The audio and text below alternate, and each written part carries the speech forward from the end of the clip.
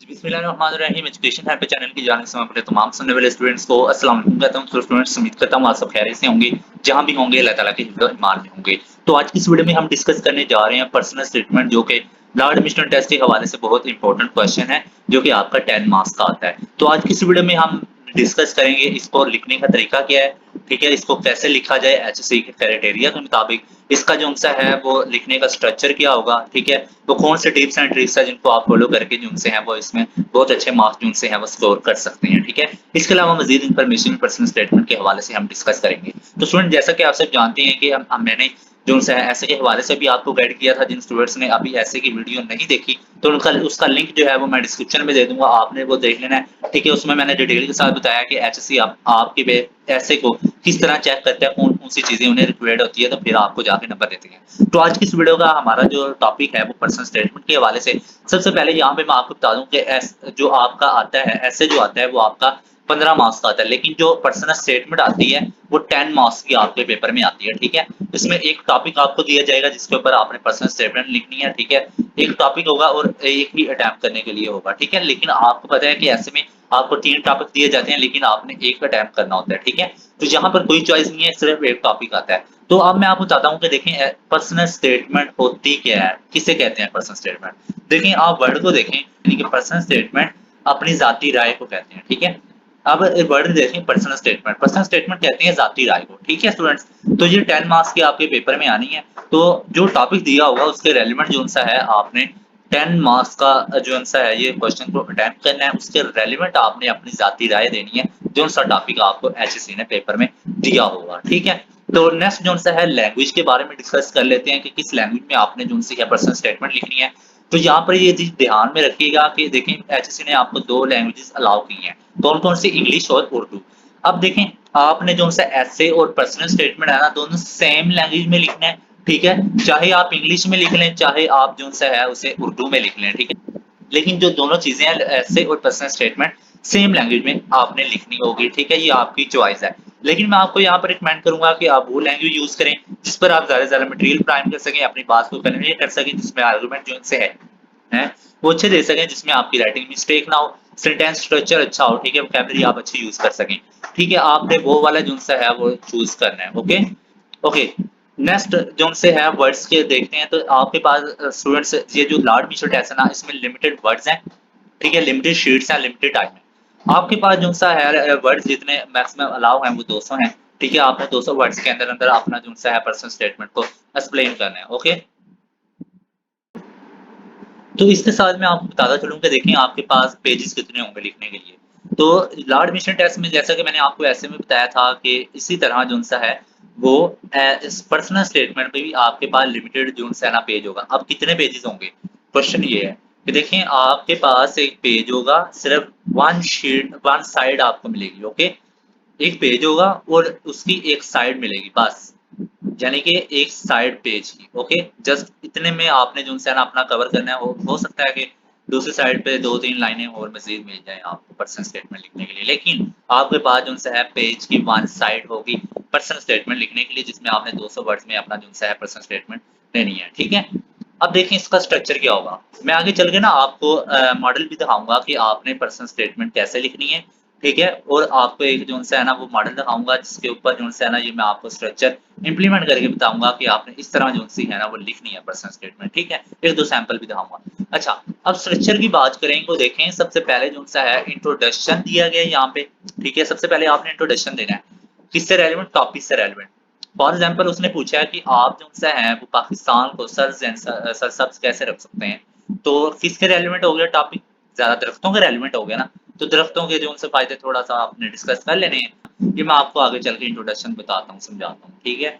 उसके बाद उनसे है आपने मेन स्टेटमेंट आर्गुमेंट यानी कि सुगेस्शंस देनी है। मेन चीज ये है, देखें ओपिनियन पूछ रहा है आपसे, पर्सनल स्टेटमेंट यानी कि आपकी जाती राय पूछ रहा है, ठीक है। आपने उस टॉपिक के रेलिवेंट जो सी है या फिर कोई उसने क्वेश्चन कर लिया उसको सपोर्ट करना है, या फिर उसको कोई प्रॉब्लम दे दिया है उसको सोल्व आप कैसे कर सकते हैं उसमें सजेशन देनी है, ठीक है। तो इस तरह जो उनसे है आपने मेन बॉडी लिखनी है कि आपने सजेशन देनी है 2 से 3 पैराग्राफ में, ओके। ये भी मैं आपको सामने चल के सैंपल में दिखाऊंगा कि आपने मेन बॉडी स्टेटमेंट कैसे लिखनी है, ओके। तीसरा पार्ट है कंक्लूजन का। ठीक है। तो आप लिहाजा या to conclude that, in short, मुस्तरन, इस तरह के वर्ड यूज करके, ये मैंने उर्दू में बताया है, इंग्लिश में आप कंक्लूड कर सकते हैं इस। ठीक है, तो ये आपके तीन स्ट्रक्चर जो उनसे है ना, तीन इंपॉर्टेंट पॉइंट ये आपने याद रखने हैं। ओके, अब जो उनसे है देखें, एक चीज देखें। अब मैं आपको आगे चल के ना सैंपल भी दिखाता हूँ, लेकिन उससे पहले थोड़ी सी चीजें आपने जो उनसे ना जहन में रखनी है। आपका जो सा है वेल स्ट्रक्चर्ड होना चाहिए। ठीक है, पैराग्राफ की सूरत में लिखी हो। ठीक है, कोई हेडिंग नहीं देनी, कोई कटिंग नहीं करनी, ग्रामर मिस्टेक नहीं होनी चाहिए, सिर्फ रेलिवेंट टू टॉपिक बात करनी है, सजेशन देनी है अपनी, या फिर अपना जो सा ओपिनियन देना है। Okay, proper ending with conclusion आपने देनी है, ये मैं आपको पार्ट्स में बता चुका हूँ। ठीक है, समझ आ गई? कटिंग नहीं देनी, हेडिंग नहीं देनी, ना ही कोई ग्रामर मिस्टेक करनी है, ना सेंटेंस स्ट्रक्चर आपका खराब होना चाहिए। जहाँ जो चीज आनी वर्ड यूज होना है, ठीक वही जगह पे रखना है। ओके, तो ये पैराग्राफ की सूरत में आपने लिखनी है, वेल स्ट्रक्चर का मतलब ये है। ओके, नेक्स्ट बात करते हैं सैंपल की। अब देखें आपके सामने जो CNN पर्सनल स्टेटमेंट शो हो रही है, जो कि पास पेपर में भी आ चुकी है। यहाँ पे क्वेश्चन देखें, is university education is essential, क्या यूनिवर्सिटी की एजुकेशन की तालीम जो है वो जरूरी है, ये आपसे पूछ रहा है। मैंने आपको जो उनसे एक चीज बताता चलूं, देखिए जब भी वो पर्सनल स्टेटमेंट पूछेगा ना, ज्यादातर 80% चांसेस जो उनसे हैं वो ये है कि आपको क्या, क्यों और कैसे में पूछेगा। ठीक है, ताकि आप अपनी सजेशन दे सकें उस टॉपिक के हवाले से। ठीक है, अब यहाँ पे देखें नॉलेज में, knowledge is becoming the most important things in today world. अब वो क्या कह रहा है, देखिए मैंने आपको पहले बताया कि इंट्रोडक्शन जो देना है ना, वो टॉपिक के रेलिवेंट लिखना है। ओके, अब क्या लिखा है, इससे यूनिवर्सिटी एजुकेशन क्या है, नॉलेज ही है ना, तालीम के बारे में बात हो रही है ना, तो आपने फर्स्ट ऑफ ऑल तालीम के बारे में लिखना है, थोड़ी एक दो line. Knowledge is becoming the most important thing in today world. University education provide with us with useful skill and living experience for having good job in future. I have three reason to support this point. अब यहाँ पर एक एक line ये वाली आपने लाजमी लिखनी है, I have three reason to spot this point. अगर क्वेश्चन आ जाए कि देनी तो आपने राय है, लेकिन जब क्वेश्चन आ जाए इज या फिर वाई या फिर इस तरह का, जैसे क्यों, कैसे और इस तरह का क्वेश्चन आ जाए स्टार्ट में, तो आपने ये लिखनी है कि आपने पॉइंट को सपोर्ट करना है। ठीक है, उसको कि हाँ मैं कहता हूँ कि यूनिवर्सिटी एजुकेशन जो है वो जरूरी है, या फिर आप कहते हैं नहीं जरूरी, तो फिर आप बताएं क्यों नहीं जरूरी। ठीक है, तो आज ये कह रहा है I have three reason to support, मैं इस वजह से कह रहा हूँ क्योंकि मेरे पास ये थ्री रीजन है इस पॉइंट को सपोर्ट करने के लिए कि जो यूनिवर्सिटी एजुकेशन है वो बहुत जरूरी है। ठीक है, इंट्रोडक्शन हो गया ये आपका। ये ठीक है, मैंने आपको बताया कि देखें, ये आप स्ट्रक्चर में जाएं, इंट्रोडक्शन मैंने आपको बताया कि कैसे लिखना है। अब हम चलते हैं मेन स्टेटमेंट्स की तरफ, आर्गुमेंट्स की तरफ, ओपिनियन की तरफ। अब देखें, वो अपने पॉइंट को आर्गुमेंट दे रहा है, firstly, secondly, thirdly and final point उसने दिए हैं। ठीक है, ये आप चाहे दो पैराग्राफ में लिख सकते हैं, तीन पैराग्राफ में भी लिख सकते हैं, एक पैराग्राफ में भी लिख सकते हैं। ठीक है, ज्यादा मैं आपको यही रिकमेंड करूंगा, दो पैराग्राफ। ओके, जहाँ पे देखें उसने लिखा है फर्स्टली, यानी कि उसको पता चले गया चेक करने वाले को, ये अपना पहला आर्गुमेंट देने जा रहा है बच्चा। ठीक है, firstly, a person who want to have a good character must have not just well experience but also intelligent। Third उसने पॉइंट दिया, फिर दूसरा और तीसरा पॉइंट दिया, फिर उसने जो सा, ये तो होगी आपकी मेन बॉडी, फिर उसने दिया आपका तीसरा पॉइंट, यानी कि कंक्लूजन। ठीक है, इसने क्या लिखा, in conclusion the essential is making a good character in studying at university, it give knowledge, ये उसने कंक्लूड कर दिया। लेकिन कंक्लूजन आपने हमेशा छोटा लिखना है मेन बॉडी से। ओके, यहाँ पर ज्यादा बड़ा दिया गया। तो ये जो सा है आपका पर्सनल स्टेटमेंट का बहुत बेहतरीन जो सा ना एक सैंपल मैंने आपको दिखा रहा हूँ। ठीक है, ये उर्दू में भी मैं आपको दिखा रहा हूँ, ताकि वो स्टूडेंट जो उर्दू में अटैम्प्ट करने जा रहे हैं उनको पता चल सके। देखें, आज की दुनिया में ये इंट्रोडक्शन लिखा हुआ, आज की दुनिया में इल्म सबसे अहम चीज बनता जा रहा है। यूनिवर्सिटी की तालीम हमें मुस्तकबिल में अच्छी मुलाजमत के लिए मुफीद हुनर और जिंदा रहने के लिए बेहतरीन तजर्बा मुहैया करती है। मेरे पास इससे हिमायत करने की तीन वजूहत हैं। अब वो आगे बता रहे हैं, अव्वल, दोम, सोम, फिर उसने मुझसे अपनी कंक्लूजन दी है। बेसिकली आपने करना क्या, पर्सनल स्टेटमेंट में अपनी राय देनी है, अपना ओपिनियन देना है, जो भी टॉपिक उसने दिया है आपको उसको टॉपिक को या सपोर्ट करना है, या फिर जो सा है वो डिसएग्री करना है। ठीक है, अब आगे, और अब बात करते हैं कि पर्सनल स्टेटमेंट पास पेपर में कैसी आ चुकी है।